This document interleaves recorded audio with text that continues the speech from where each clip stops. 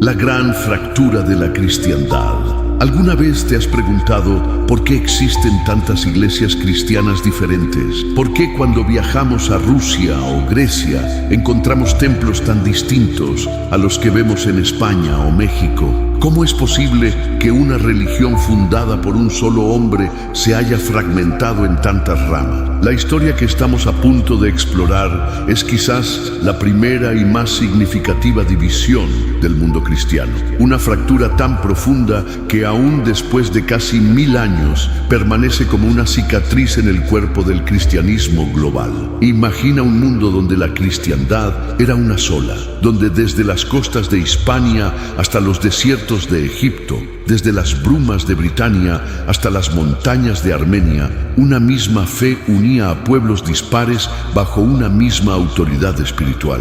Este mundo existió, pero se desmoronó en un proceso gradual y complejo que cambiaría para siempre el rostro de Europa y del cristianismo. ¿Fue solo una cuestión teológica lo que separó a católicos y ortodoxos? ¿O fueron factores culturales, lingüísticos y políticos los que jugaron un papel decisivo? ¿Podría haberse evitado esta división que transformó el mapa religioso mundial? Y quizás lo más importante, ¿qué nos enseña este cisma sobre la naturaleza humana y nuestra tendencia a dividir lo que debería permanecer unido? Al adentrarnos en esta fascinante historia, descubriremos que el llamado Gran Cisma de Oriente y Occidente no fue un evento único, sino una larga serie de desencuentros, malentendidos y conflictos que se extendieron durante siglos. Una historia donde las diferencias culturales se transformaron gradualmente en abismos teológicos, donde el tiempo y la distancia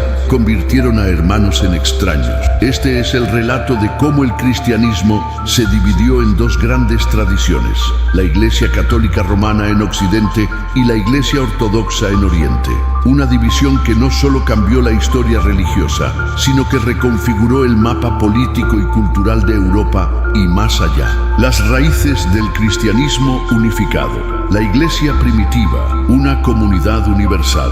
¿Cómo era el cristianismo antes de convertirse en una religión imperial? ¿Existía ya alguna diferencia entre el cristianismo oriental y occidental durante aquellos primeros siglos de persecución y clandestinidad? El cristianismo comenzó como un pequeño movimiento judío en Palestina, pero rápidamente se expandió por todo el Mediterráneo. Esta expansión no fue caótica ni desorganizada. Ya desde el siglo I, Pablo de Tarso llevaría el mensaje cristiano a las principales ciudades del Imperio Romano. Sus epístolas, dirigidas a comunidades tan distantes como Roma, Corinto, Éfeso y Tesalónica, muestran un esfuerzo consciente por mantener una doctrina coherente y unificada. ¿Te has preguntado por qué la mayoría de los primeros centros cristianos importantes se encontraban en el Mediterráneo oriental? Jerusalén, como cuna del cristianismo, mantuvo inicialmente un lugar de honor. Sin embargo, pronto surgieron otros centros vitales.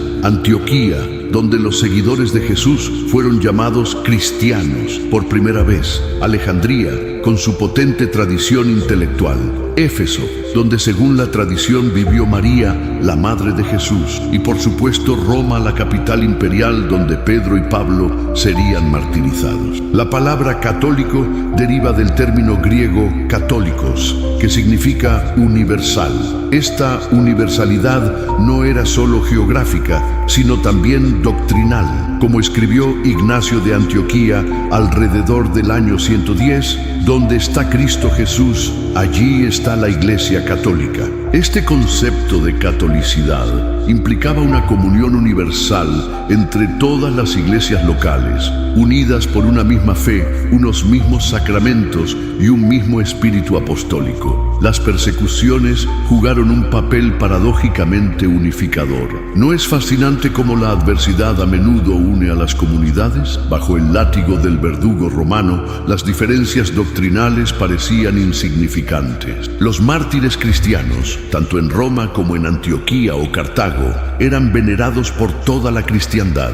Sus reliquias viajaban de una comunidad a otra, tejiendo lazos de solidaridad entre iglesias distantes. Las actas de los mártires se leían en asambleas cristianas de todo el imperio, creando un sentido de identidad común frente a la persecución. Sin embargo, incluso en estos primeros siglos surgían ya diferencias sutiles. Las iglesias de tradición paulina en el mundo helenístico adoptaban una interpretación más universalista y menos apegada a las tradiciones judías. En contraste, las comunidades judeocristianas de Palestina y Siria mantenían más elementos de la herencia judía. La controversia pascual del siglo II sobre la fecha correcta para celebrar la Pascua fue uno de los primeros signos de estas diferencias regionales. En Alejandría, Clemente y Orígenes desarrollaban una teología profundamente influenciada por el platonismo. Mientras tanto, en Cartago, Tertuliano y Cipriano forjaban un cristianismo latino con un enfoque más jurídico y práctico. ¿Eran estas diferencias lo suficientemente significativas como para dividir a la Iglesia? En aquel momento, no. La conciencia de pertenecer a una única Iglesia universal prevalecía sobre las particularidades locales. La estructura eclesiástica también evolucionaba hacia un modelo común. Para finales del siglo II, el modelo episcopal, gobierno por obispos, se había generalizado. Cada ciudad importante tenía su propio obispo, asistido por presbíteros, sacerdotes y diáconos. Los obispos de ciudades menores reconocían cierta preeminencia a los de las metrópolis. Se trataba de una jerarquía fluida pero efectiva que mantenía la unidad doctrinal y disciplinar. ¿Y qué papel jugaba Roma en esta constelación de iglesias? Desde temprano, la Iglesia romana gozó de especial prestigio por ser la capital imperial y lugar del martirio de Pedro y Pablo. Clemente de Roma, hacia finales del siglo I, ya intervenía en asuntos de otras iglesias, como demuestran sus cartas a la comunidad de Corinto. Sin embargo, este primado era más honorífico que jurisdiccional. ¿Habrían reconocido los cristianos del siglo II al obispo de Roma como papa con autoridad universal? Probablemente no en el sentido moderno del término. Las herejías, paradójicamente, también contribuyeron a definir la identidad cristiana común frente a los desafíos del gnosticismo, el montanismo o el marcionismo. Las iglesias principales reafirmaron su unidad doctrinal. Se establecieron criterios de ortodoxia, la sucesión apostólica, el canon escriturístico y reglas de fe comunes. Estos mecanismos de autorregulación doctrinal funcionaron de manera notablemente similar en todo el mundo mediterráneo, sin necesidad de una autoridad central fuerte. En esencia, durante los 3 primeros siglos, el cristianismo funcionó como una red de iglesias locales, autónomas, pero profundamente interconectadas. Un modelo que podríamos llamar de comunión en la diversidad. ¿Podría este modelo haber perdurado si las circunstancias históricas hubieran sido diferentes? Es una pregunta fascinante, pero imposible de responder. Lo que sí sabemos es que todo cambiaría radicalmente con la conversión de un hombre, Constantino el Grande, el Imperio Romano y la legitimación del cristianismo. ¿Qué ocurre cuando una religión perseguida se convierte de pronto en favorita del poder imperial? ¿Fue la oficialización del cristianismo una bendición o una maldición disfrazada?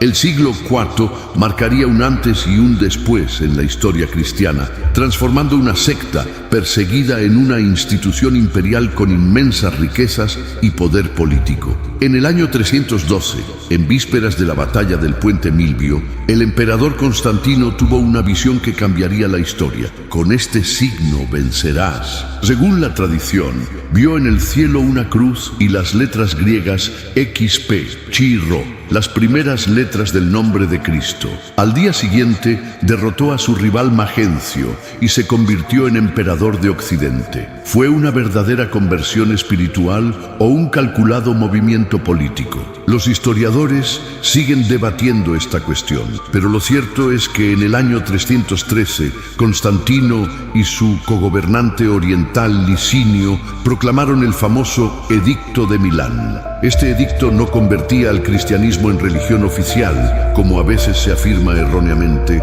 sino que garantizaba la libertad religiosa a todos los ciudadanos del imperio. Sin embargo, para los cristianos representó un cambio radical. De pronto, sus propiedades confiscadas fueron devueltas, se les permitió construir iglesias públicamente y comenzaron a recibir el favor imperial. ¿Te imaginas el impacto psicológico de este cambio para una comunidad que había vivido en la clandestinidad durante generaciones? Constantino fue mucho más allá de la simple tolerancia. Financió la construcción de magníficas basílicas en lugares santos como Jerusalén y Belén. Convocó y presidió el primer concilio ecuménico en Nicea, 325. Eximió al clero de impuestos y cargas públicas. Prohibió crucifixiones por respeto a Cristo. El domingo fue declarado día de descanso oficial. ¿No es increíble cómo una religión perseguida pasó en tan poco tiempo a moldear el calendario imperial? Pero quizás la decisión más trascendental de Constantino fue la fundación de una nueva capital en el año 330, Constantinopla, la Nueva Roma, ubicada en la antigua ciudad griega de Bizancio. Esta decisión tendría consecuencias enormes para la geografía eclesiástica. Roma seguía siendo la sede tradicional del imperio, pero Constantinopla era donde residía efectivamente el emperador. ¿Debería el centro de la iglesia permanecer en la antigua capital o seguir al poder imperial a su nueva sede? Esta tensión geopolítica tardaría siglos en resolverse. El proceso de cristianización del imperio continuó bajo los sucesores de Constantino, aunque con algunos retrocesos, como el breve reinado del emperador Juliano el Apóstata, 361-363, quien intentó restaurar el paganismo. Sin embargo, el punto de inflexión definitivo llegó con el emperador Teodosio I. En el año 380, mediante el Edicto de Tesalónica, declaró al cristianismo niceno como religión oficial del imperio. ¿Puedes imaginar el triunfalismo de los obispos cristianos que habían sobrevivido a las persecuciones? En menos de un siglo, su fe había pasado de las catacumbas a los palacios imperiales. En el año 392, Teodosio prohibió incluso los cultos paganos privados. Los templos paganos fueron cerrados o convertidos en iglesias. El fuego sagrado de las vestales, que había ardido durante más de 1000 años en Roma, fue finalmente extinguido.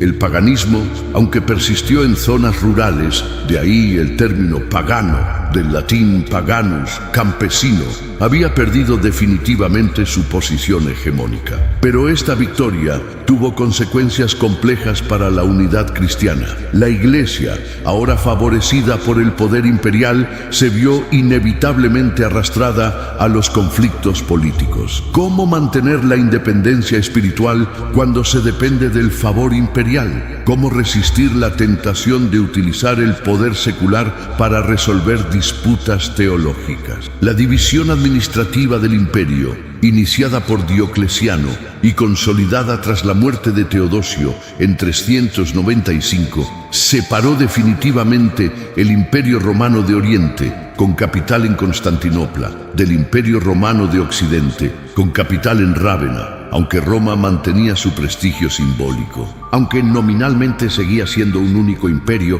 en la práctica funcionaban como entidades políticas separadas con políticas y problemas distintos. ¿Cómo no iba a afectar esta división política a la Iglesia, tan estrechamente vinculada ahora al poder imperial? En Occidente, el imperio se desintegraba gradualmente bajo la presión de las invasiones germánicas. El último emperador occidental, irónicamente llamado Rómulo Augustulo, fue depuesto en 476. ¿Qué implicó este colapso para la Iglesia occidental? El vacío de poder permitió al papado asumir gradualmente funciones administrativas y políticas, además de las espirituales. Los obispos se convirtieron en figuras clave para mantener el orden social y preservar la cultura romana. El Papa Gregorio Magno, 590-604, por ejemplo, negoció con los lombardos, organizó la defensa de Roma y gestionó el suministro de alimentos para la ciudad, funciones tradicionalmente imperiales. Mientras tanto, en Oriente, el imperio no solo sobrevivió, sino que prosperó bajo Justiniano, 527-565, quien soñaba con restaurar la unidad imperial. Reconquistó temporalmente Italia, el norte de África y partes de España. Su ambicioso proyecto incluía la unificación religiosa. ¿Sería posible reconciliar las distintas facciones cristianas bajo la autoridad imperial? Sus esfuerzos, aunque lograron ciertos éxitos temporales,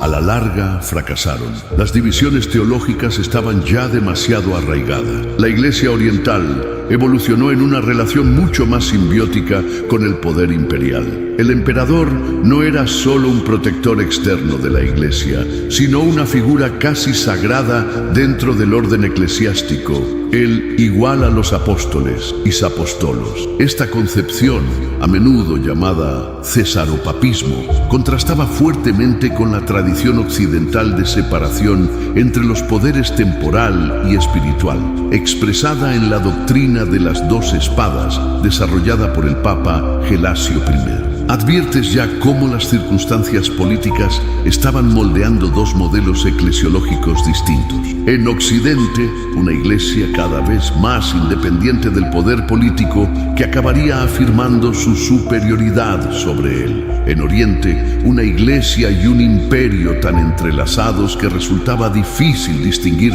dónde terminaba uno y comenzaba el otro. Estas diferencias, inicialmente prácticas más que doctrinales, acabarían teniendo profundas implicaciones teológicas. La legitimación imperial del cristianismo transformó una secta perseguida en una poderosa institución, pero el precio de este triunfo fue la politización inevitable de las cuestiones teológicas. Las disputas doctrinales ya no eran asuntos internos de la comunidad cristiana, sino cuestiones de Estado que podían determinar la estabilidad del imperio. ¿No es irónico que el favor imperial, aparentemente un regalo, plantara algunas de las semillas de la futura división? Los primeros concilios ecuménicos. ¿Qué ocurre cuando las sutilezas teológicas se convierten en asuntos de Estado? ¿Puede un emperador mediar efectivamente en disputas sobre la naturaleza de Cristo o la Trinidad? Los concilios ecuménicos representan uno de los fenómenos más fascinantes de la historia cristiana. Momentos en que la Iglesia, respaldada por el poder imperial, intentó definir colectivamente los límites de la ortodoxia. El Concilio de Nicea, convocado por Constantino en el año 325, marca un antes y un después en la historia eclesiástica. Por primera vez, representantes de iglesias de todo el imperio se reunían con el apoyo imperial para resolver una controversia teológica. ¿Y cuál era esta controversia? Nada menos que la naturaleza misma de Cristo. El presbítero Arrio de Alejandría sostenía que el Hijo, Cristo, era la primera y más perfecta creación del Padre, pero no era eterno ni consustancial a Él. Sus oponentes, liderados por el diácono Atanasio, también de Alejandría, defendían la plena divinidad y eternidad del Hijo. ¿Te parece una discusión abstracta sin consecuencias prácticas? Para los cristianos del siglo IV era una cuestión fundamental. Si Cristo no era plenamente divino, ¿cómo podía salvar a la humanidad? El concilio finalmente condenó el arrianismo y formuló el famoso Credo Niceno, que afirmaba que Cristo era de la misma sustancia que el Padre, homoousios to patri. Esta fórmula griega, traducida al latín como consubstantialis, sería fundamental para la doctrina trinitaria. Lo fascinante es que Constantino, aún no bautizado y con conocimientos teológicos limitados, presidió este concilio. No es sorprendente que un emperador recién convertido tuviera tal influencia en la definición del dogma cristiano. Más aún, cuando años después cambió de opinión y favoreció posiciones más cercanas al arrianismo, numerosos obispos lo siguieron. ¿Esto refleja convicción teológica o simple oportunismo político? Probablemente una mezcla de ambos. El Concilio de Constantinopla, 381, convocado por Teodosio I, reafirmó la fe nicena y amplió el credo para abordar la divinidad del Espíritu Santo. El llamado credo niceno-constantinopolitano es el que se sigue recitando hoy en las liturgias católicas y ortodoxas. El concilio también elevó el estatus de la sede de Constantinopla, otorgándole el primado de honor después de Roma, puesto que es la nueva Roma. ¿Notas cómo las consideraciones políticas influían ya en la jerarquía eclesiástica? El concilio de Éfeso, 431, abordó otra controversia cristológica. Nestorio, patriarca de Constantinopla, se resistía a llamar a María Theotokos, Madre de Dios, prefiriendo el término Christotokos, Madre de Cristo. Cirilo de Alejandría lideró la oposición, defendiendo que María era verdaderamente Madre de Dios. La disputa implicaba cuestiones profundas sobre la relación entre las naturalezas humana y divina en Cristo. El concilio condenó a Nestorio y afirmó el título de Theotokos para María. Pero ¿sabías que este concilio también implicó una feroz lucha de poder entre las sedes de Alejandría y Constantinopla? Las rivalidades entre patriarcados comenzaban a entrelazarse con las disputas teológicas. La controversia cristológica culminó en el Concilio de Calcedonia, 451, que definió que Cristo es reconocido en dos naturalezas, sin confusión, sin cambio, sin división, sin separación. Esta fórmula calcedoniense representó un equilibrio delicado entre posiciones extremas. Sin embargo, no todos la aceptaron. Las iglesias que rechazaron Calcedonia, principalmente en Egipto y Siria, son conocidas hoy como iglesias ortodoxas orientales o miafisitas, distintas tanto de la Iglesia católica como de la ortodoxa. ¿No es fascinante que estas divisiones del siglo V persistan hasta nuestros días? El Canon 28 de Calcedonia también reafirmó y amplió el estatus de Constantinopla, igualando explícitamente sus privilegios a los de Roma, justificándolo por ser la ciudad del emperador y del Senado. Roma rechazó este canon, insistiendo en que su primacía derivaba de su fundación apostólica por Pedro, no de su estatus político. ¿Ves cómo las semillas del futuro cisma estaban ya plantadas? Los concilios ecuménicos funcionaron como mecanismos de unidad doctrinal, pero también revelaron tensiones subyacentes. ¿Por qué algunos fueron rechazados parcialmente? El concilio de Éfeso II, 449, por ejemplo, apoyó posiciones cercanas al monofisismo y fue posteriormente denunciado como un latrocinio por el Papa León I. El segundo concilio de Constantinopla, 553, fue convocado por Justiniano contra la voluntad inicial del Papa Vigilio, quien finalmente cedió bajo presión imperial. La recepción de los concilios también variaba. Mientras que en Oriente eran inmediatamente reconocidos como autoritativos gracias al respaldo imperial, en Occidente su aceptación a veces era más gradual y dependía de la confirmación papal. No comienzan a vislumbrarse ya dos concepciones diferentes de la autoridad eclesiástica. El credo niceno-constantinopolitano se convirtió en el símbolo por excelencia de la fe común. Aún hoy, católicos y ortodoxos, y muchos protestantes, recitan esencialmente el mismo credo. Sin embargo, un pequeño añadido occidental a este credo, la palabra filioque, que indicaba que el Espíritu Santo procede del Padre y del Hijo, se convertiría siglos después en uno de los puntos de fricción teológica entre Oriente y Occidente. La era conciliar ecuménica demostró que la Iglesia universal podía alcanzar consensos doctrinales, pero también evidenció las dificultades prácticas y políticas de este proceso. Los concilios no solo definían dogmas, también establecían cánones disciplinarios y reorganizaban la jerarquía eclesiástica. Las decisiones tomadas en estas asambleas, a menudo bajo intensa presión política, tendrían consecuencias duraderas para la estructura de la Iglesia y sus líneas de división. ¿Te das cuenta de la ironía? Los mismos mecanismos que se establecieron para preservar la unidad doctrinal acabarían revelando y en algunos casos exacerbando las diferencias regionales y culturales dentro de la Iglesia universal. La ortodoxia se definía mediante el consenso, pero ¿quién determinaba qué era consenso legítimo? Esta pregunta, aparentemente simple, se encontraba en el corazón de muchas controversias posteriores. Las pentarquías, los 5 grandes patriarcados. ¿Cómo se gestionaba una iglesia extendida por 3 continentes en una época sin comunicaciones instantáneas? ¿Era posible un gobierno centralizado o resultaba más práctico un sistema federal de patriarcados con cierta autonomía? El sistema de las pentarquías, los 5 grandes patriarcados de Roma, Constantinopla, Alejandría, Antioquía y Jerusalén, representa uno de los modelos más fascinantes de organización eclesiástica en la historia cristiana. ¿Sabías que esta estructura administrativa evolucionó gradualmente, adaptándose a las realidades geopolíticas del Imperio Romano? No fue diseñada de antemano, sino que cristalizó orgánicamente a lo largo de los siglos. Inicialmente, cada ciudad tenía su propio obispo, todos teóricamente iguales en dignidad apostólica. Sin embargo, ya desde el siglo II, ciertos centros comenzaron a destacar por su importancia histórica, cultural o política. Roma, como capital imperial y lugar del martirio de Pedro y Pablo, siempre gozó de un prestigio especial.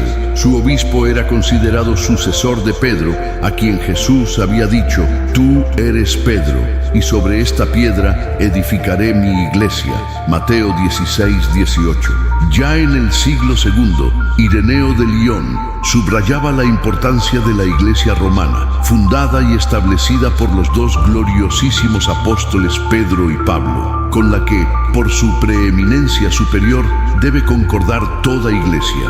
Alejandría, la gran metrópolis del Egipto helenizado, era el centro intelectual del mundo mediterráneo, con su famosa biblioteca y su escuela catequética. Su patriarca ostentaba el título de Papa y Patriarca de la gran ciudad de Alejandría y de toda África. ¿No es fascinante que el título de Papa no fuera exclusivo del obispo de Roma? Las controversias teológicas que dividieron a la cristiandad. ¿Alguna vez has observado cómo pequeñas diferencias pueden convertirse, con el tiempo, en abismos insalvables? ¿Cómo interpretaciones distintas de un mismo texto pueden llevar a comunidades enteras a separarse? La historia de la división entre católicos y ortodoxos es precisamente eso.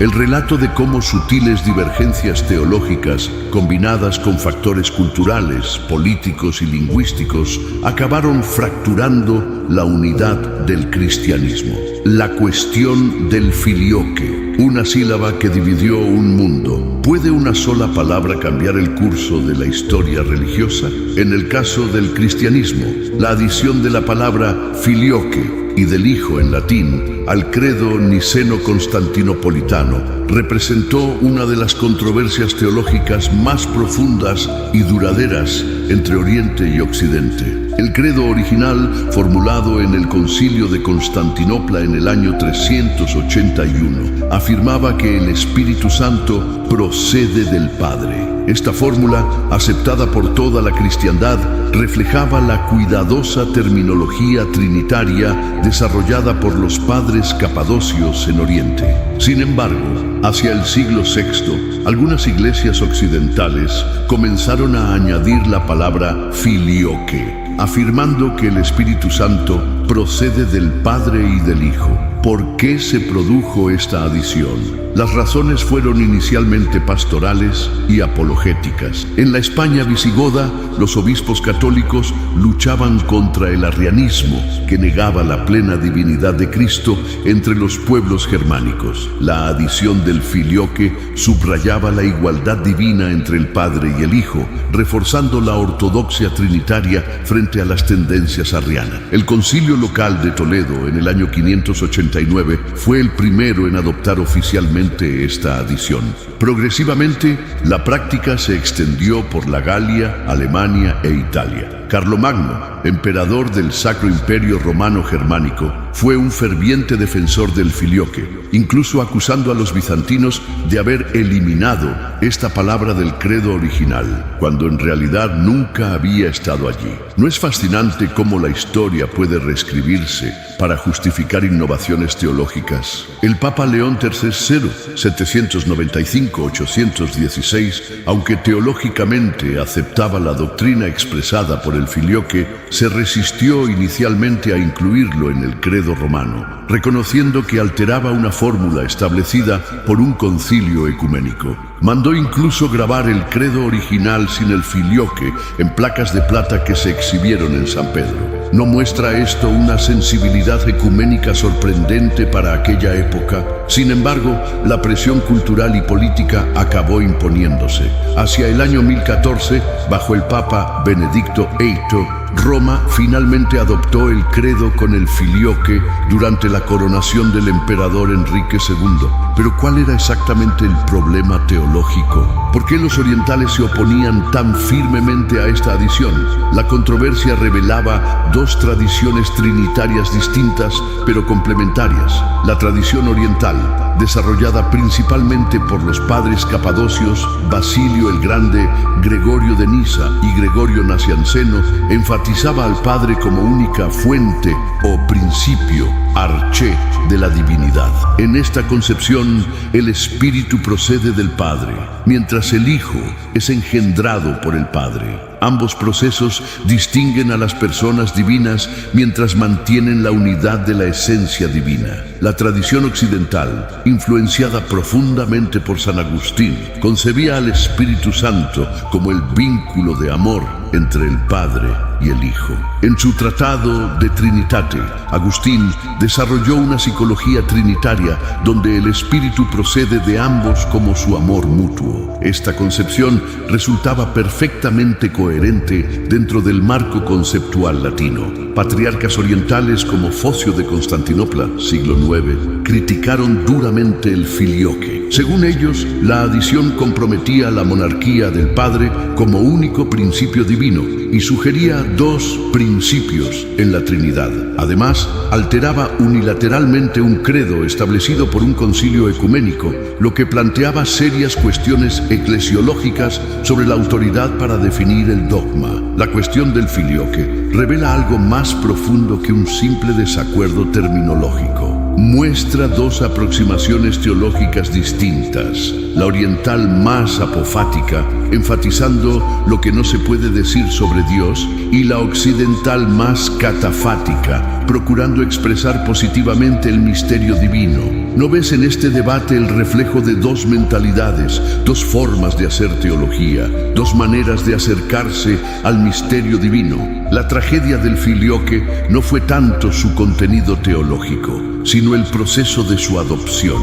¿Qué hubiera pasado si Occidente hubiera consultado con las iglesias orientales antes de modificar el credo universal? ¿O si ambas tradiciones hubieran reconocido la complementariedad de sus aproximaciones trinitarias? La historia posiblemente habría sido muy diferente. En el siglo XX, el diálogo ecuménico ha logrado importantes avances en esta cuestión. Teólogos contemporáneos han reconocido que las formulaciones oriental y occidental pueden entenderse como complementarias más que contradictorias cuando se interpretan adecuadamente. El documento de Claridad, 1995, de la Consulta Norteamericana Ortodoxo-Católica, afirmó que ambas tradiciones mantienen la monarquía del Padre y rechazan la noción de dos principios en la Trinidad. Así, una controversia que comenzó como una disputa sobre una sola palabra ha revelado ser un complejo entramado de diferencias conceptuales,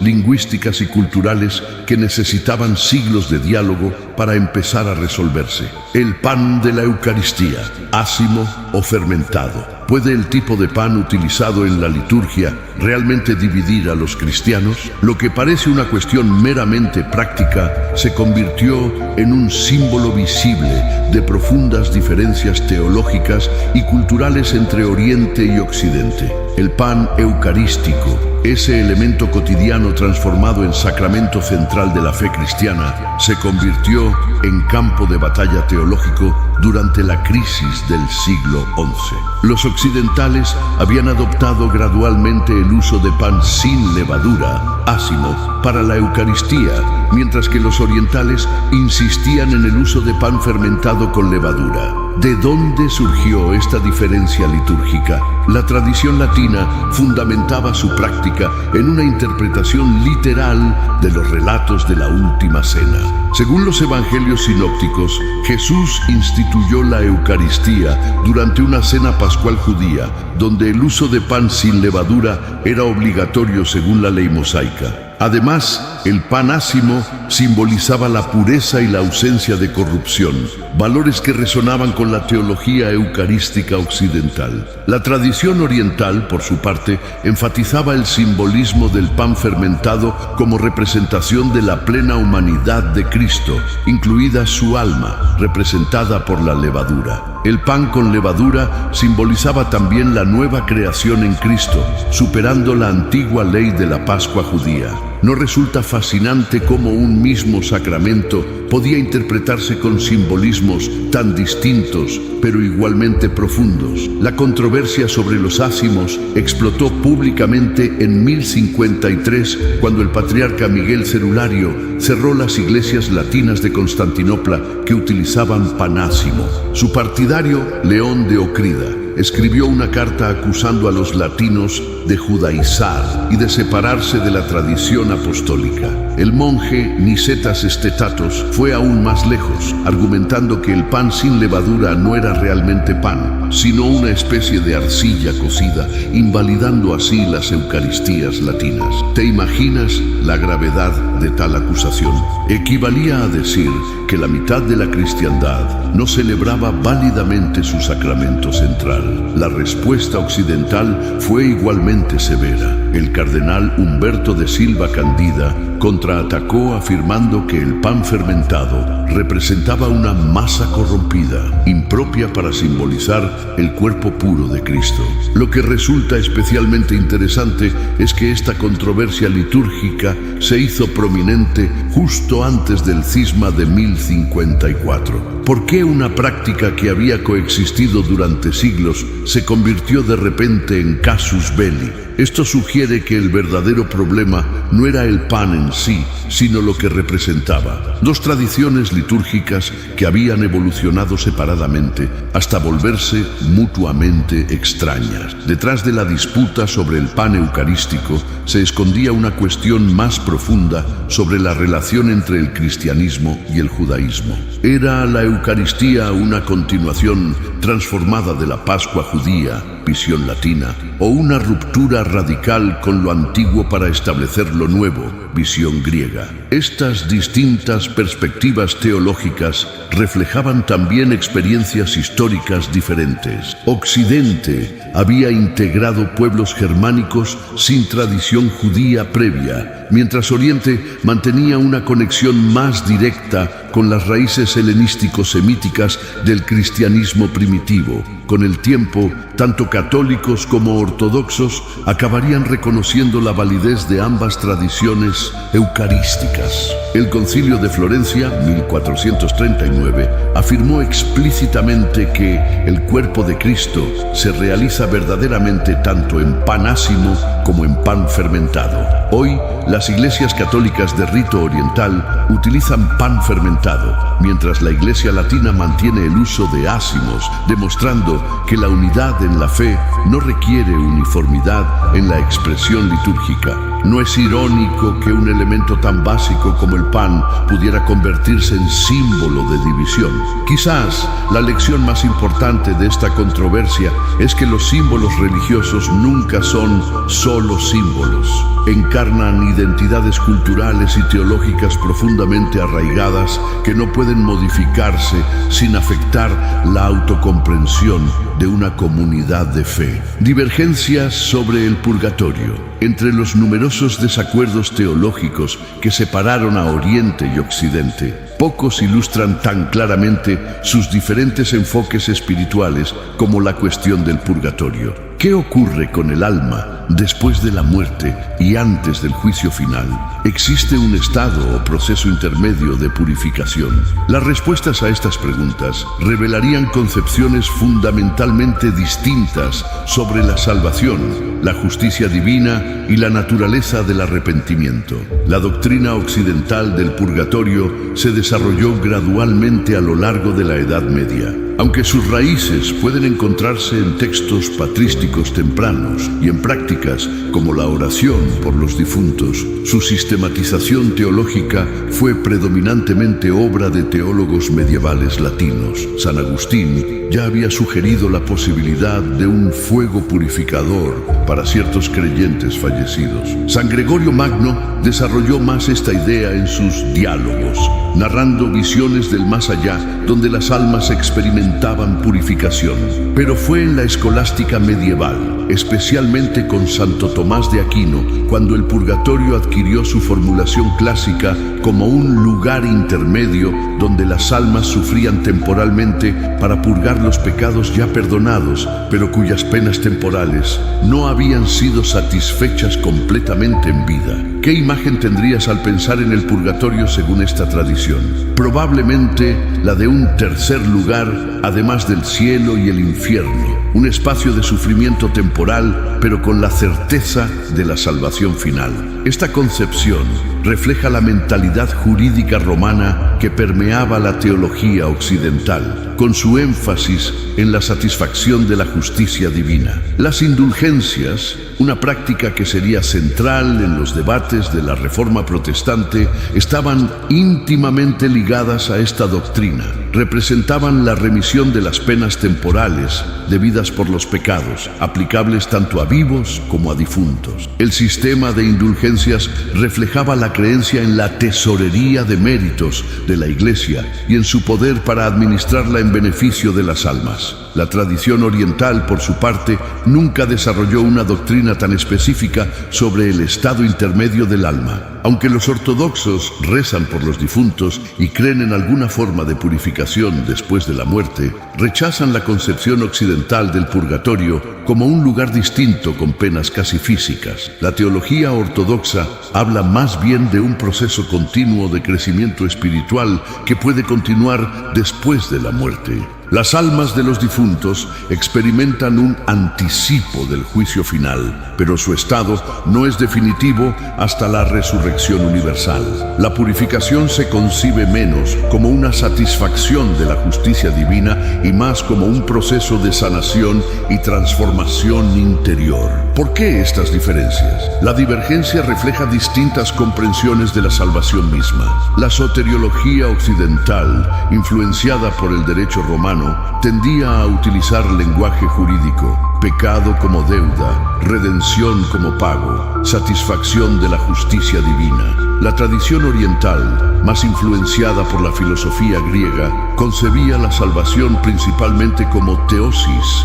o divinización, un proceso de transformación gradual a imagen de Cristo. La controversia sobre el purgatorio alcanzó su punto álgido durante los intentos de reunificación en los concilios de León, 1274, y especialmente Florencia, 1438-1439. En este último, el debate sobre el purgatorio ocupó semanas de discusiones teológicas intensas. El principal representante bizantino, Marcos de Éfeso, rechazó la doctrina latina como una innovación sin base patrística suficiente. A pesar de las sofisticadas explicaciones de teólogos como Juan de Torquemada, la delegación griega permanecía escéptica. ¿Qué habría pasado si ambas tradiciones hubieran explorado más profundamente sus complementariedades en vez de sus diferencias? Porque detrás de la disputa terminológica había intuiciones teológicas valiosas en ambos lados. La seriedad del pecado y sus consecuencias, énfasis occidental, y la visión de la salvación como proceso de transformación interior, énfasis oriental. En el diálogo ecuménico contemporáneo, teólogos de ambas tradiciones han reconocido que las diferencias sobre el purgatorio reflejan más énfasis distintos que contradicciones irreconciliables. La teología católica posterior al Concilio Vaticano II ha recuperado dimensiones más personales y transformadoras de la purificación post-mortem, mientras algunos teólogos ortodoxos reconocen paralelos entre ciertas enseñanzas patrísticas orientales y la doctrina occidental del purgatorio. Esta controversia ilustra perfectamente cómo tradiciones teológicas distintas pueden desarrollar lenguajes y conceptos diferentes para expresar realidades espirituales similares. ¿No es esta una lección valiosa para el diálogo ecuménico actual? Celibato clerical y matrimonio. Entre las diferencias más visibles entre católicos y ortodoxos se encuentra la disciplina sobre el matrimonio clerical. ¿Te has preguntado alguna vez por qué los sacerdotes ortodoxos pueden estar casados mientras los católicos deben ser célibes? Esta divergencia aparentemente simple refleja concepciones distintas del sacerdocio, la espiritualidad y la relación entre lo sagrado y lo cotidiano. La Iglesia primitiva no tenía una norma universal sobre el celibato clerical. Los apóstoles incluían hombres casados, comenzando por Pedro mismo. San Pablo, aunque defendía personalmente el celibato, nunca lo impuso como requisito para el ministerio. Las primeras cartas pastorales del Nuevo Testamento hablan de obispos y presbíteros como maridos de una sola mujer, 1 Timoteo 3:2, sugiriendo que el matrimonio era normal entre el clero primitivo. Sin embargo, desde temprano surgió también una corriente ascética que valoraba especialmente la vida célibe como signo del reino futuro. Gradualmente, en los primeros siglos, comenzaron a aparecer diversas tradiciones disciplinarias regionales. En Oriente, el Concilio Local de Trullo, 692, codificó la práctica que persiste hasta hoy. Los hombres casados pueden ser ordenados diáconos y presbíteros, pero deben casarse antes de la ordenación. Los obispos, en cambio, son seleccionados únicamente entre los célibes, generalmente monjes. Después de la ordenación, un clérigo no puede contraer matrimonio. En Occidente, la evolución fue diferente. Aunque inicialmente también se ordenaban hombres casados, desde el siglo IV, varios sínodos locales comenzaron a promover la continencia sexual para el clero, incluso para los casados. El Papa León I, 440-461, extendió esta disciplina y gradualmente el ideal del sacerdote célibe se impuso como norma. ¿Por qué evolucionaron de manera tan diferente estas disciplinas? Las razones son múltiples y complejas. En Occidente, tras la caída del Imperio Romano y durante la cristianización de los pueblos germánicos, la Iglesia se convirtió en la principal institución cultural y educativa. El clero célibe, libre de responsabilidades familiares, podía dedicarse completamente a estas tareas evangelizadoras y civilizadoras. Además, en un contexto feudal, el celibato obligatorio evitaba el problema de la herencia de propiedades eclesiásticas. La influencia del monacato fue crucial.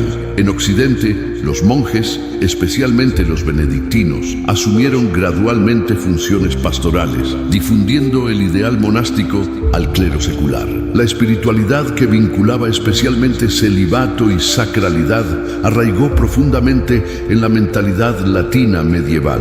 La reforma gregoriana de los siglos XI-XII, luchando contra prácticas como la simonía y el nicolaísmo, clérigos con concubinas, reforzó el celibato como distintivo de un clero independiente del poder secular. ¿No es significativo que el celibato se convirtiera en símbolo de la libertad eclesiástica frente al control laico? En Oriente, el desarrollo fue distintivo. La tradición bizantina separó más claramente las vocaciones monástica y sacerdotal. Los monasterios se mantenían generalmente alejados de funciones pastorales directas, preservando su carácter contemplativo. El sacerdocio parroquial, en cambio, se concebía como un ministerio inmerso en la vida cotidiana de la comunidad. El matrimonio del clero simbolizaba la santificación de la vida familiar ordinaria, un valor central en la espiritualidad ortodoxa. Además, la estructura eclesial ortodoxa, menos centralizada, permitió que prácticas locales diversas persistieran sin imposición de uniformidad disciplinaria. Cuando estas diferentes tradiciones se encontraron en zonas de contacto, los malentendidos fueron inevitables. Durante la crisis del siglo XI, ambos bandos se acusaron mutuamente. Los latinos criticaban a los griegos por laxitud moral al permitir sacerdotes casados. Los griegos acusaban a los latinos de despreciar el matrimonio al prohibirlo al clero. El cardenal Humberto, en su polémica contra los orientales, llegó a acusar a la iglesia bizantina de ser una iglesia de Nicolaitas, referencia al grupo condenado en el Apocalipsis. ¿No es esto un ejemplo perfecto de cómo una diferencia disciplinaria legítima puede convertirse en arma de ataque cuando falta comprensión mutua?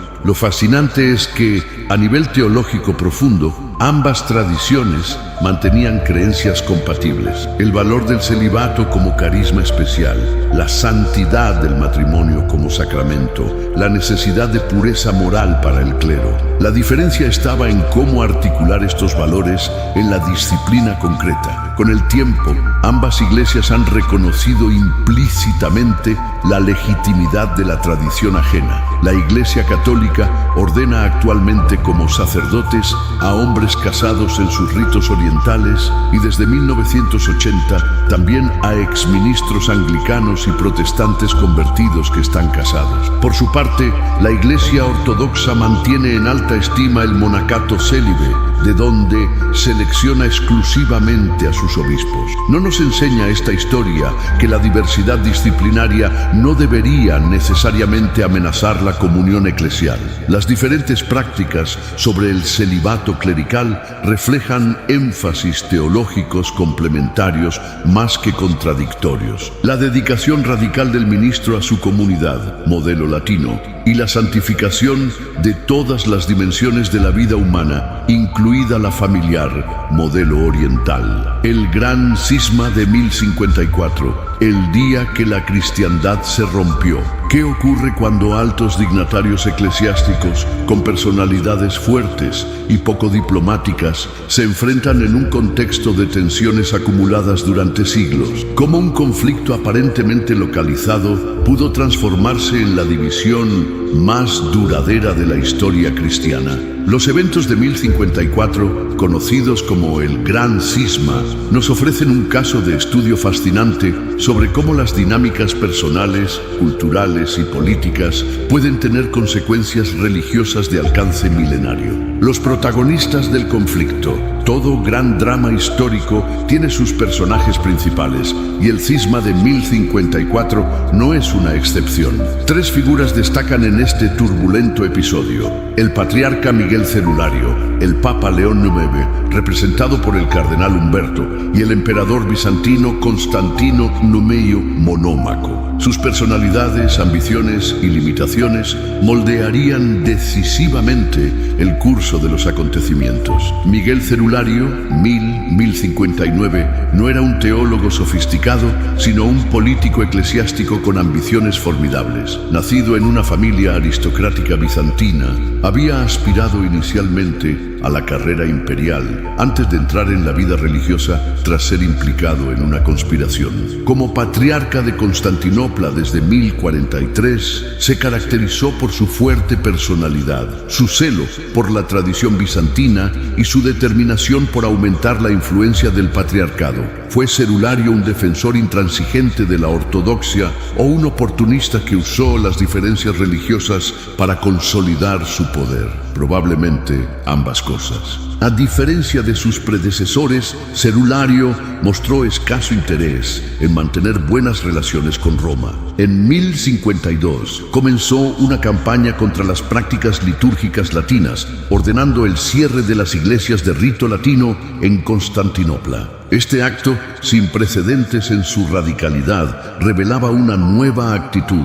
Las diferencias rituales, antes toleradas, se convertían ahora en motivo de ruptura de comunión. En Roma, el Papa León IX, 1049-1054, era un reformador decidido, parte del movimiento que buscaba purificar la Iglesia occidental de influencias seculares. Formado en la tradición de Cluny, llevó al papado una visión elevada de la autoridad papal y un programa ambicioso de reforma eclesiástica. ¿Podría este celo reformista, centrado en fortalecer la autoridad romana, coexistir con la autonomía tradicional de la Iglesia oriental? Para complicar la situación, León IX fue capturado por los normandos en la batalla de Civitate, 1053, y permanecía bajo arresto domiciliario cuando envió su legación a Constantinopla. Esto plantea una cuestión crucial. Los legados papales que ejecutarían la excomunión en 1054 actuaban con plena autoridad papal o excedieron su mandato. El cardenal Humberto de Silva Candida, quien lideró la legación papal, era un personaje formidable, erudito, polémico, inflexible en sus convicciones y poco diplomático en sus formas. Ya conocido por sus escritos antigriegos años antes, Humberto encarnaba la tradición latina más intransigente. Su arrogancia y desprecio hacia las costumbres orientales se harían evidentes durante toda la misión.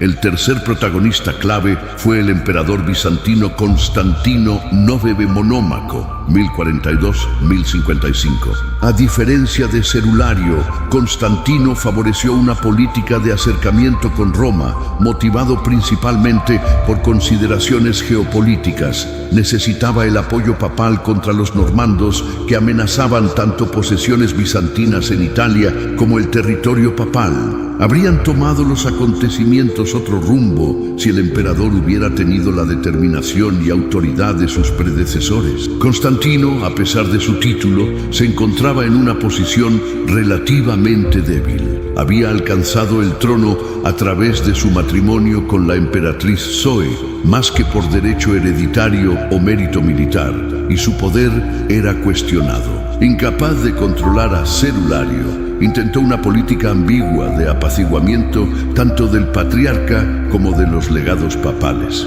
lo que acabaría resultando desastroso. La dinámica entre estos tres poderes, el papado reformista, el patriarcado asertivo y el imperio bizantino debilitado, creó las condiciones perfectas para la tormenta que estaba por desatarse. ¿No es fascinante cómo las personalidades individuales pueden alterar el curso de la historia institucional? Si estos cargos hubieran estado ocupados por personas más diplomáticas o conciliadoras, habría sido diferente el resultado. También es importante considerar las influencias culturales más amplias que moldearon a estos protagonistas. Humberto representaba una iglesia occidental cada vez más confiada, en pleno proceso de reforma y expansión, que desarrollaba nuevas concepciones del poder papal inspiradas en el modelo imperial romano. Cerulario, por su parte, era producto de una civilización bizantina que, aunque presionada militarmente por normandos, turcos y búlgaros, mantenía un fuerte orgullo cultural y religioso. Estos trasfondos culturales divergentes hacían casi inevitable el choque entre personalidades ya de por sí poco inclinadas al compromiso. El drama que estos protagonistas desencadenarían tendría consecuencias que ninguno de ellos pudo prever y que perdurarían mucho después de que sus nombres se desvanecieran en los anales de la historia. La misión papal a Constantinopla, como una misión diplomática que buscaba fortalecer alianzas, acabó provocando una ruptura religiosa histórica. La legación papal enviada a Constantinopla en 1054 constituye uno de los ejemplos más notables de fracaso diplomático en la historia eclesiástica. Todo comenzó con buenas intenciones, al menos en el plano político. El emperador Constantino IX Monómaco buscaba una alianza con el papado frente a la amenaza común de los normandos en el sur de Italia. El Papa León IX, aún bajo arresto domiciliario tras su derrota ante estos mismos normandos, tenía similares intereses geopolíticos. Una legación papal a Constantinopla parecía el paso lógico para cimentar esta alianza.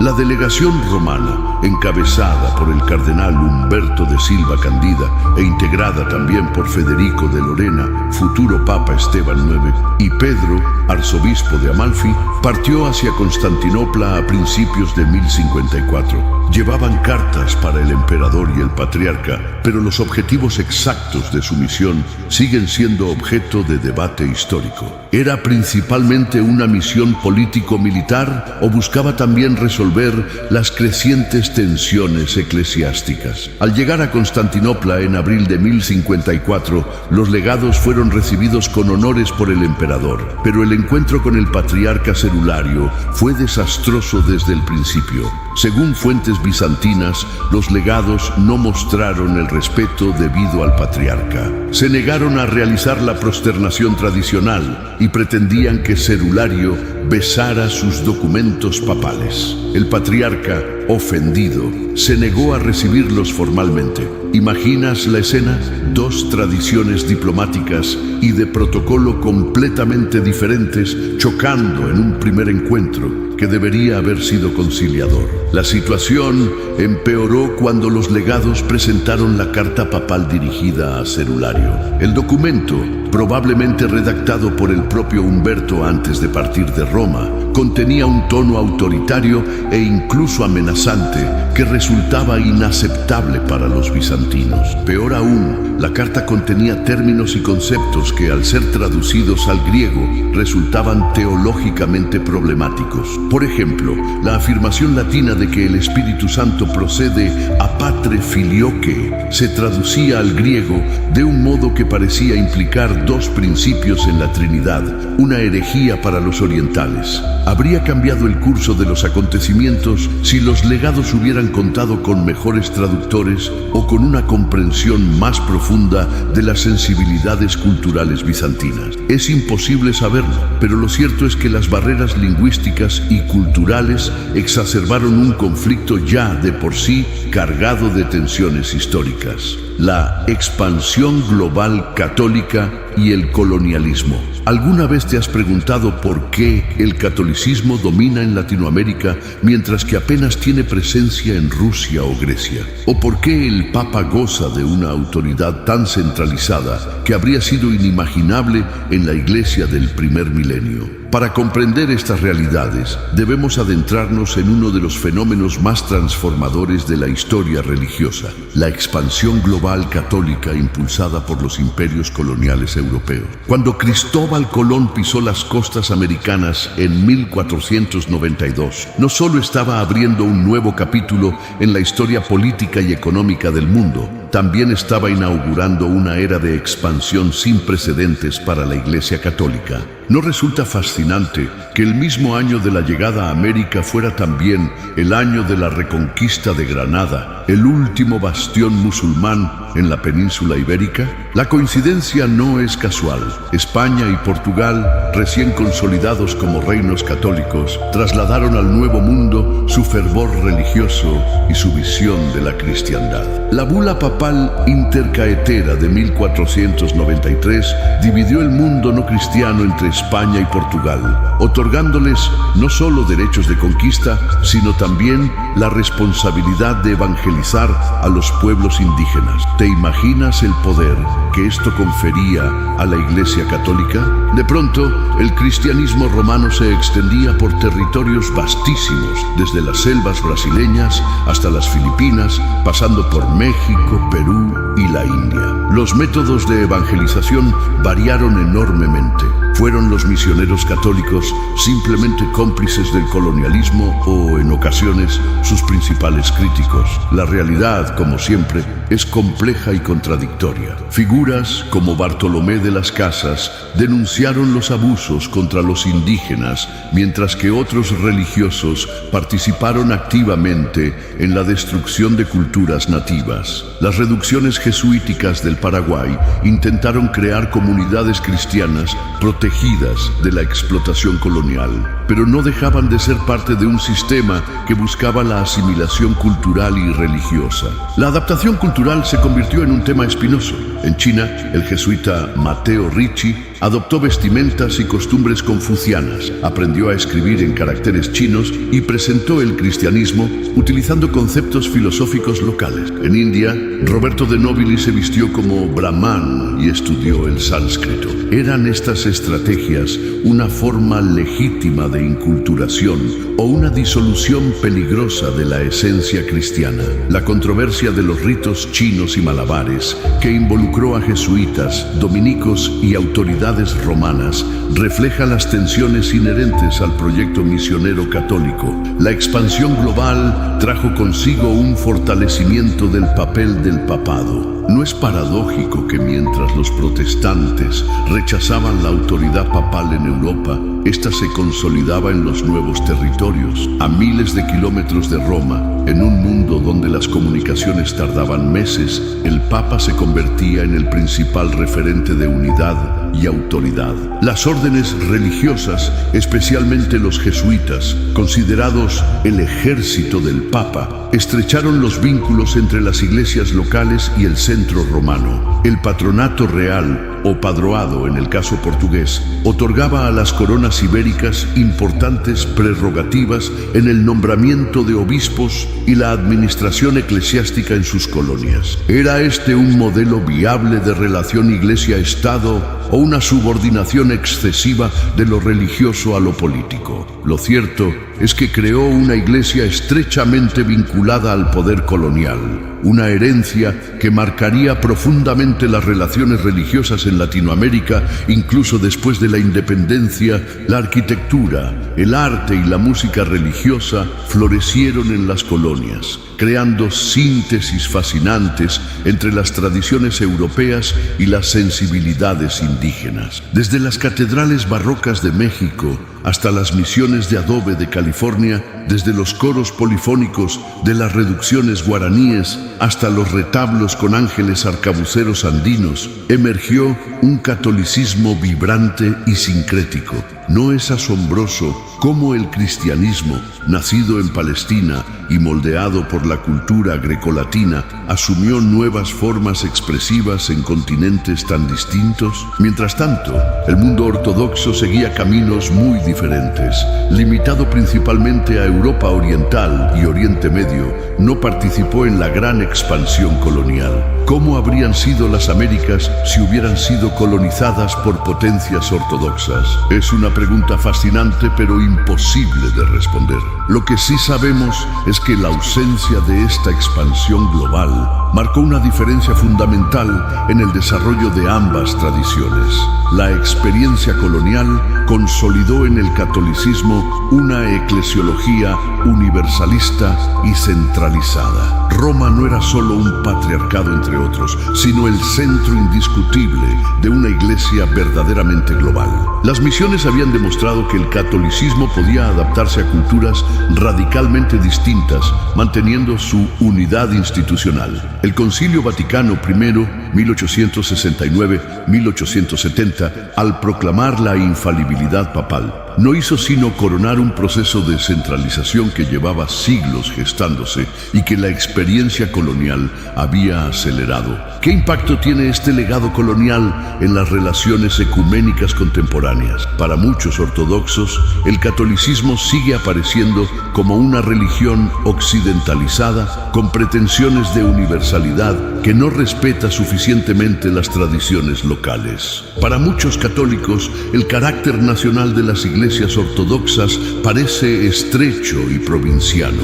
Estas percepciones, moldeadas por historias divergentes, dificultan el diálogo incluso cuando existe buena voluntad por ambas partes. La descolonización del siglo XX planteó nuevos desafíos. ¿Cómo desligar el mensaje cristiano de sus envolturas culturales europeas? ¿Cómo responder a las críticas de quienes veían en la Iglesia un vestigio del colonialismo? El Concilio Vaticano II intentó abordar estas cuestiones, promoviendo una mayor valoración de las culturas locales y una descentralización limitada. Sin embargo, las tensiones entre universalidad y particularidad, entre centralización y colegialidad, siguen presentes en la vida católica. El mundo ortodoxo entre tradición y modernidad. ¿Qué ocurre cuando una iglesia que ha mantenido una simbiosis milenaria con el poder imperial debe de pronto adaptarse a un mundo de estados-nación, ideologías revolucionarias y sociedades secularizadas? ¿Cómo preservar la tradición sin fosilizarse? ¿Cómo renovarse sin perder la identidad? Estas preguntas han definido la experiencia ortodoxa en los últimos siglos. La caída de Constantinopla ante los otomanos en 1453 transformó radicalmente la situación de la ortodoxia. El sistema de los milets otomanos concedió a los patriarcas ortodoxos no solo autoridad religiosa, sino también importantes funciones administrativas y judiciales sobre sus comunidades. ¿Pero a qué precio? La Iglesia se convertía en una institución étnica, responsable ante el sultán por la lealtad de sus fieles. El patriarca ecuménico, ahora bajo dominio musulmán, veía limitada su capacidad de liderazgo espiritual independiente. El ascenso de Moscú como tercera Roma marcó un giro decisivo. Tras el matrimonio del gran príncipe Iván III con Sofía Paleóloga, sobrina del último emperador bizantino, Moscú comenzó a verse a sí misma como la heredera legítima de la tradición imperial cristiana. Dos Romas han caído, la tercera se mantiene en pie, y no habrá una cuarta, proclamaba el monje Filoteo en el siglo XVI. Esta idea, que vinculaba estrechamente la ortodoxia rusa con la identidad nacional, tendría enormes consecuencias a largo plazo. La autocefalía, autogobierno, del Patriarcado de Moscú, declarada en 1589, inauguró un modelo que se repetirla con las independencias nacionales en los Balcanes. ¿Te has preguntado por qué existen tantas iglesias ortodoxas nacionales a diferencia de la estructura unitaria católica? A medida que Grecia, Serbia, Rumania y Bulgaria se liberaban del dominio otomano, cada nueva nación buscaba su propia iglesia autocéfala como símbolo de independencia. El patriarcado ecuménico, debilitado por siglos de dominio turco, no pudo resistir esta fragmentación, aunque intentó regularla. ¿Es este sistema de iglesias nacionales una traición al universalismo cristiano o una adaptación legítima a las realidades culturales y políticas? La cuestión del filetismo, nacionalismo religioso, fue condenada teóricamente por el Concilio de Constantinopla de 1872, pero en la práctica, las identidades nacional y religiosa seguían profundamente entrelazadas en el mundo ortodoxo. La pertenencia a la Iglesia ortodoxa no era simplemente una opción religiosa individual, era parte integral de las identidades serbia, griega o rusa. Las reformas de Pedro el Grande sometieron a la Iglesia rusa a un control estatal sin precedentes. Al abolir el patriarcado y crear el Santo Sínodo, presidido por un procurador laico nombrado por el zar, Pedro impuso un modelo de gobierno eclesiástico inspirado parcialmente en el protestantismo alemán. ¿Podía la ortodoxia mantener su integridad espiritual bajo tal subordinación al Estado? Los filósofos religiosos rusos del siglo XIX, como Alexei Khomiakov y Vladimir Soloviev, se esforzaron por articular una eclesiología ortodoxa que rescatara la tradición de la sinfonía bizantina sin caer en el césaropapismo estatal ni en el individualismo protestante. La Revolución Rusa de 1917 supuso un desafío existencial para la ortodoxia. Por primera vez en la historia, una iglesia cristiana mayoritaria se enfrentaba a un Estado declaradamente ateo y hostil. ¿Cómo sobrevivir a la persecución sistemática, a la confiscación de propiedades, al cierre masivo de iglesias y monasterios, al asesinato de miles de clérigos? Las respuestas variaron, desde el martirio voluntario hasta diversas formas de acomodación.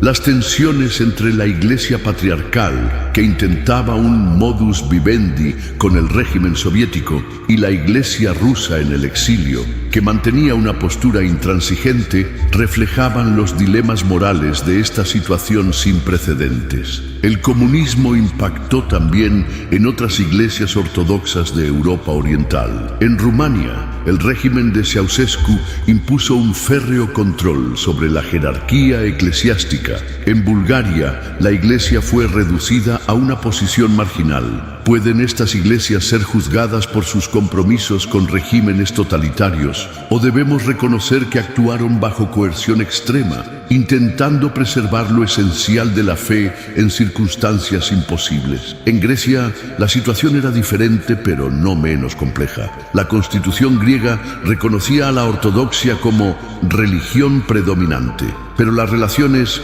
Iglesia-Estado fluctuaron según los vaivenes políticos. La dictadura de los coroneles, 1967-1974, utilizó la ortodoxia como elemento legitimador, con el lema Grecia de los cristianos griegos. ¿Cómo equilibrar el papel histórico de la Iglesia en la preservación de la identidad nacional griega con las demandas de una sociedad cada vez más pluralista y secularizada? La diáspora ortodoxa en Occidente planteó nuevos desafíos eclesiológicos. Los emigrantes rusos, griegos, serbios o árabes establecieron parroquias en Estados Unidos, Francia o Australia, creando una situación canónicamente anómala con múltiples jurisdicciones superpuestas en los mismos territorios. ¿Cómo organizar la ortodoxia en tierras tradicionalmente no ortodoxas? ¿Debían estas comunidades integrarse culturalmente o mantener sus tradiciones nacionales? El proceso de adaptación generó tensiones,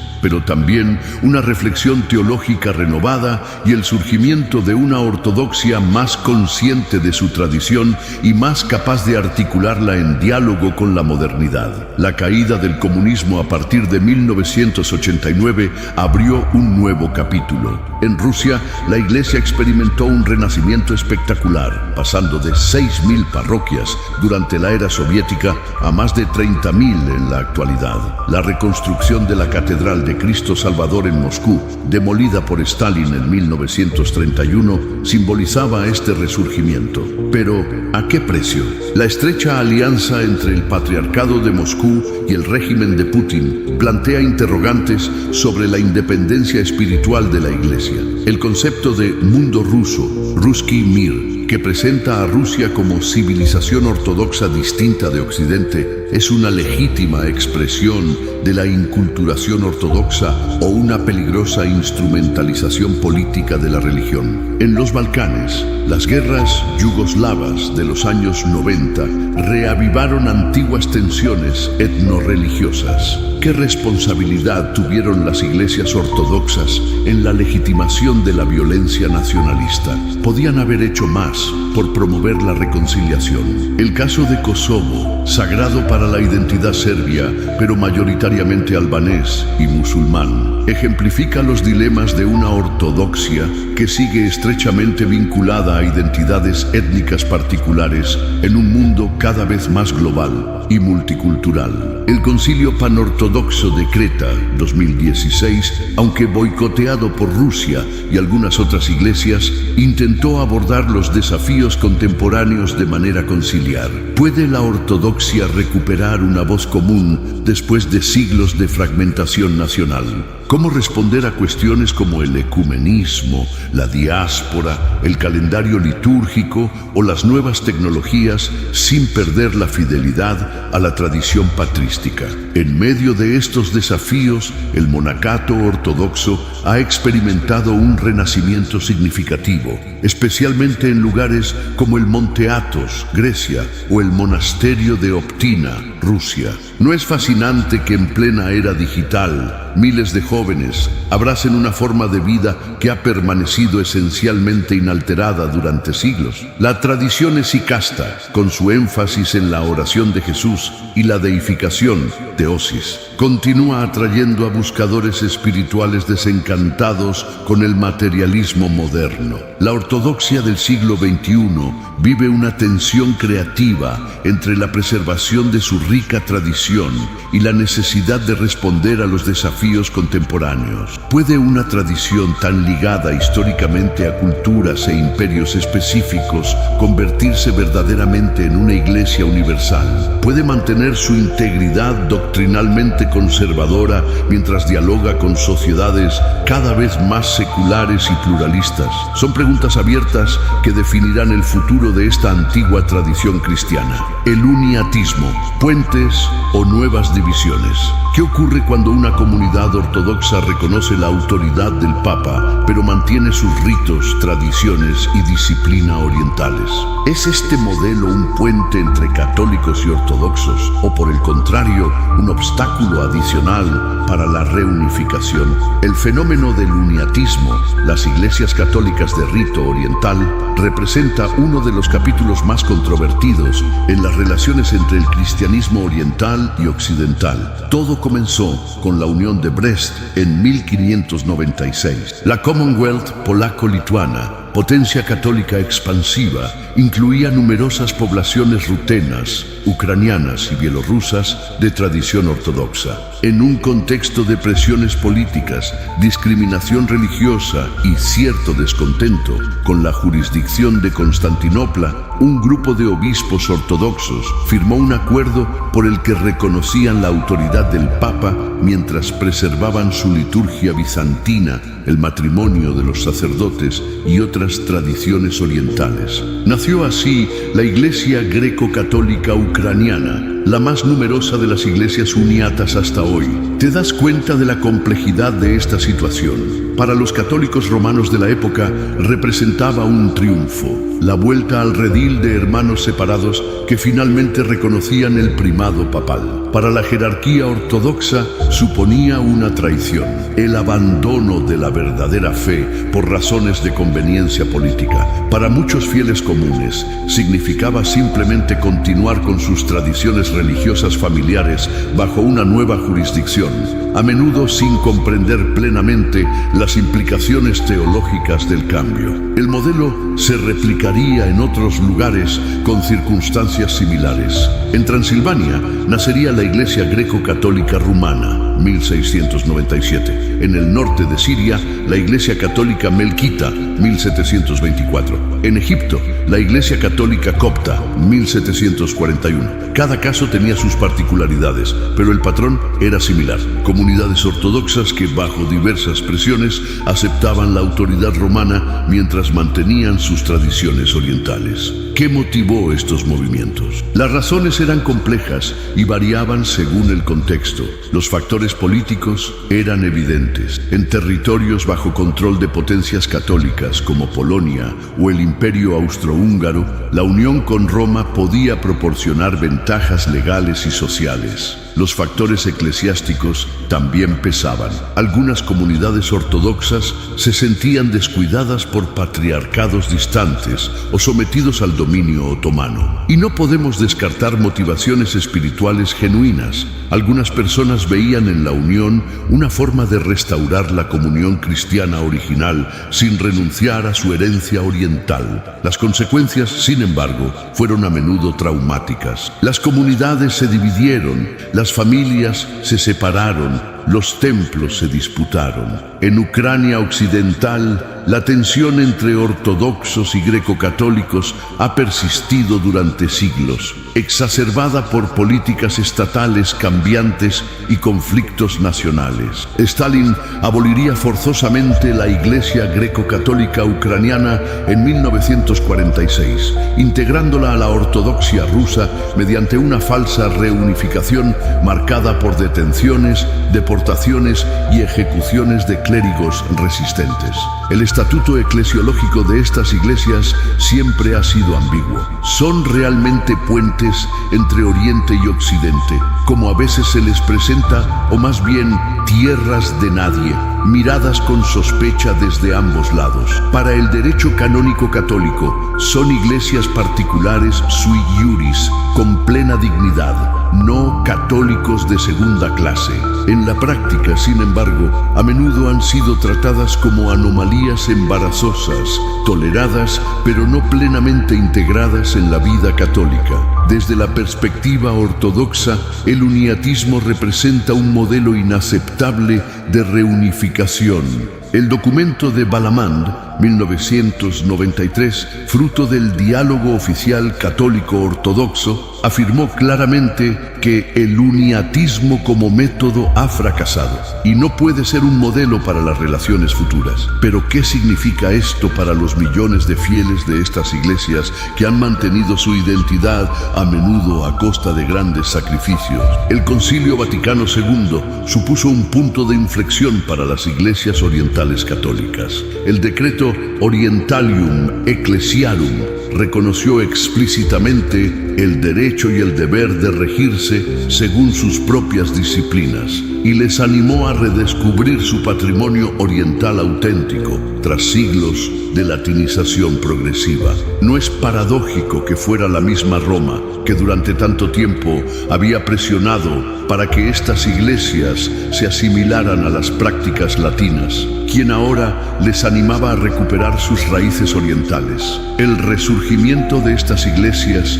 tras la caída del comunismo en Europa Oriental ha planteado nuevos desafíos. La Iglesia greco-católica ucraniana, que pasó décadas operando en la clandestinidad y el exilio, emergió como una fuerza religiosa significativa en la Ucrania independiente. La restitución de propiedades confiscadas durante la era soviética ha generado conflictos con la Iglesia Ortodoxa ucraniana, vinculada al Patriarcado de Moscú. ¿Cómo equilibrar las legítimas reclamaciones de justicia histórica con la necesidad de reconciliación y coexistencia pacífica? La guerra de Ucrania, iniciada en 2014 y escalada dramáticamente en 2022, ha añadido una nueva dimensión geopolítica a estas tensiones. La Iglesia greco-católica ucraniana se ha posicionado firmemente en defensa de la integridad territorial y la independencia de Ucrania, mientras que el Patriarcado de Moscú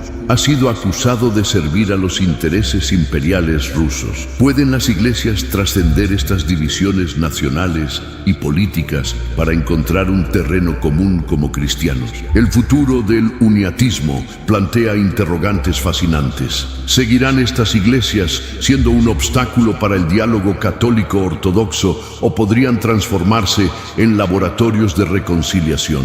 Su existencia cuestiona las narrativas simplistas sobre la división este-oeste, recordándonos que la realidad histórica y eclesial es siempre más compleja y matizada que nuestras categorías teológicas. El movimiento ecuménico contemporáneo. ¿Es posible que, después de casi 1000 años de división, católicos y ortodoxos encuentren un camino hacia la unidad? ¿O están condenados a coexistir como iglesias hermanas que se reconocen mutuamente pero mantienen su separación institucional? El movimiento ecuménico del siglo XX representa el intento más sostenido y sistemático de superar las antiguas divisiones cristianas. ¿Sabías que el ecumenismo moderno nació principalmente como una iniciativa protestante? La Conferencia Misionera Mundial de Edimburgo, 1910, suele considerarse su punto de partida formal. Los misioneros protestantes en África y Asia se dieron cuenta de que sus divisiones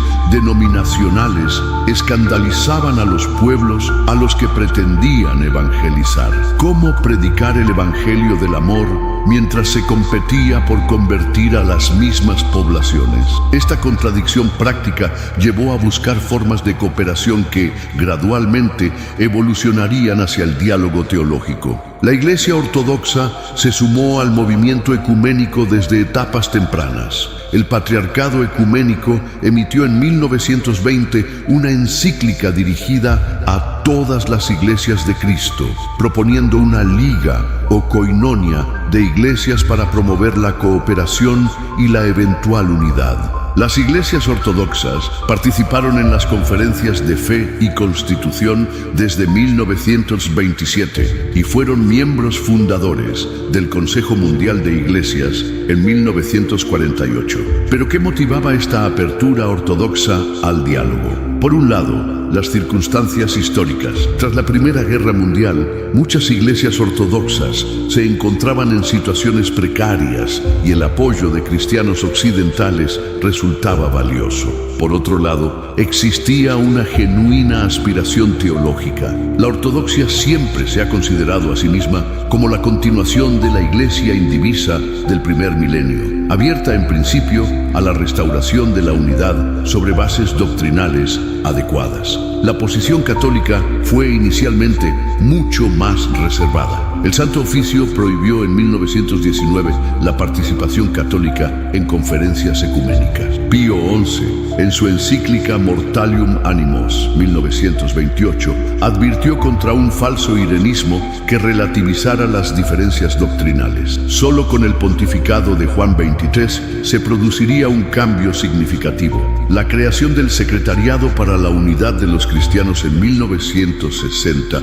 señaló una nueva era en las relaciones ecuménicas católicas. El Concilio Vaticano II, 1962-1965, transformó radicalmente la actitud católica hacia otras confesiones cristianas. El decreto Unitatis Redintegratio reconoció explícitamente que el Espíritu de Cristo no rehúsa servirse de otras comunidades cristianas como medios de salvación. ¿Te das cuenta del cambio paradigmático que esto suponía? De una eclesiología exclusivista que identificaba absolutamente la Iglesia de Cristo con la Iglesia Católica Romana, se pasaba a reconocer una jerarquía de verdades y elementos de santificación y verdad fuera de los límites visibles del catolicismo. El encuentro histórico entre el Papa Pablo VI y el Patriarca Ecuménico Atenágoras en Jerusalén, 1964, simbolizó este nuevo espíritu. Al año siguiente, ambos líderes levantaron simultáneamente las excomuniones de 1054. ¿Significaba esto el fin del cisma? No exactamente. Las excomuniones habían sido personales, dirigidas contra individuos específicos, el cardenal Humberto y el patriarca Miguel Cerulario, no contra las iglesias como instituciones. Su levantamiento tenía un valor simbólico enorme, pero no restauraba automáticamente la comunión. El diálogo teológico oficial entre la Iglesia Católica y la Iglesia Ortodoxa comenzó formalmente en 1980 con la creación de la Comisión Mixta Internacional para el Diálogo Teológico. ¿Qué avances ha logrado en estas 4 décadas? Los documentos conjuntos sobre temas como la Eucaristía, los sacramentos y la estructura de la Iglesia demuestran un grado sorprendente de consenso teológico. El documento de Ravenna, 2007, reconoció que la Iglesia opera en 3 niveles: local, regional y universal, y que en cada nivel existe un primus, primero, que preside en la comunión. Esto parecía abrir la puerta a una comprensión renovada del primado papal en un contexto de colegialidad. Sin embargo, el optimismo inicial ha dado paso a un realismo sobrio. ¿Por qué? Las diferencias eclesiológicas fundamentales persisten, especialmente en torno al papado. ¿Puede el primado universal ser ejercido de una manera aceptable para los ortodoxos, para quienes la colegialidad episcopal es esencial? El Papa Juan Pablo II, en su encíclica Ut Unum Sint, 1995, invitó a las otras iglesias a ayudarle a encontrar formas de ejercer el primado petrino que fueran aceptables para todos. Pero ¿es posible reconciliar la doctrina católica de la jurisdicción universal inmediata del Papa con la tradición ortodoxa de autocefalia y conciliaridad? Las tensiones geopolíticas también han complicado el diálogo. La caída del comunismo permitió el renacimiento de las iglesias greco-católicas en Europa Oriental, especialmente en Ucrania. El Patriarcado de Moscú vio esto como proselitismo católico en su territorio canónico, lo que llevó a suspender temporalmente su participación en el diálogo oficial en los años 90. Más recientemente, el conflicto entre el Patriarcado Ecuménico y el de Moscú sobre Ucrania ha añadido nuevas complicaciones. ¿Y qué decir del ecumenismo popular? Más allá de los diálogos teológicos oficiales, ¿cómo perciben los fieles ordinarios estas cuestiones? Las encuestas sugieren que muchos católicos y ortodoxos tienen un conocimiento limitado de las diferencias doctrinales que separan a sus iglesias. Esto podría verse como una oportunidad, menos obstáculos psicológicos para la reunificación, o como un problema, falta de comprensión de la propia tradición. Las iniciativas prácticas de colaboración han florecido, desde proyectos sociales conjuntos hasta intercambios académicos y culturales. Los monasterios ortodoxos han recibido a peregrinos católicos interesados en la espiritualidad esicasta. Teólogos católicos han redescubierto a los padres orientales. No es significativo que uno de los más influyentes teólogos católicos del siglo XX, Hans Urs von Balthasar, estuviera profundamente influenciado por el ortodoxo Maximus el Confesor, mientras que el ortodoxo Olivier Clément dialogaba con el pensamiento de John Henry Newman. La perspectiva ecuménica ha transformado la manera en que ambas iglesias se perciben mutuamente. Los viejos estereotipos, católicos legalistas versus ortodoxos místicos, racionalismo occidental versus intuicionismo oriental, han dado paso a una apreciación más matizada de las diferentes tradiciones. Al mismo tiempo, nuevas divergencias han emergido en cuestiones ético-morales, con la ortodoxia manteniendo posiciones generalmente más conservadoras en temas como la homosexualidad, el sacerdocio femenino o la bioética.